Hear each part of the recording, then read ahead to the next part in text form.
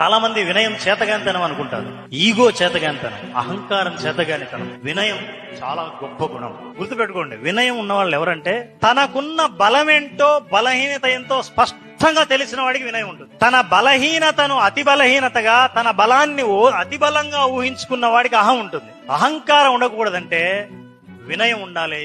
వినయం అంటే ఏంటంటే సెల్ఫ్ రెస్పెక్ట్ అని అర్థం. ఈ విషయం ఎందుకు చెప్తున్నానంటే, యూత్ లో వచ్చేవి నాకు 3 ప్రాబ్లమ్స్ మేజర్ గా. నెంబర్ 1 అంటే సెల్ఫ్ ఇమేజ్. వాళ్ళు ఎప్పుడు వాళ్ళ ఇమేజ్ గురించి వరి అవుతుంటారు. ఏంటి, నేను నల్లగున్నాను, అందంగా లేను, వాళ్లే బాగున్నారు, అందుకే వాళ్ళు మాట్లాడుతుంటారు. ఫ్రెండ్స్ వాళ్ళు ఒకటి, నా దగ్గరికి ఎవరు రారు.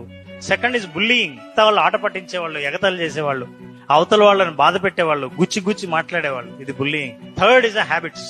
మన life 45% is habits only. Everything is habit. ఎన్ని గంటలకు నిద్ర లేస్తున్నారు, నిద్ర లేచిన తర్వాత ఏం చేస్తున్నారు, ఎంతసేపు చదువుతున్నారు, ఫోకస్ ఎంతసేపు పెడుతున్నారు, మొబైల్ ఎంతసేపు చూస్తున్నారు, ఇవన్నీ హ్యాబిట్స్. చాలా మందికి ఉంటుంది ఒక కోరిక, ఏంటంటే మంచి అలవాట్లు ఉండాలి, చెడు అలవాట్లను వదులుకోవాలని. కోరిక మాత్రమే, ప్రయత్నం ఉండదు. కోరికకు ప్రయత్నానికి పెద్ద గ్యాప్ ఉంది. మీకు నిజంగా కోరిక ఉంటే మీకు చేయాల్సిన ప్రయత్నం ఏంటి అంటే, అలవాట్లకు కారణాన్ని అర్థం చేసుకుంటే అలవాట్లను మార్చుకో. Download ShareChat.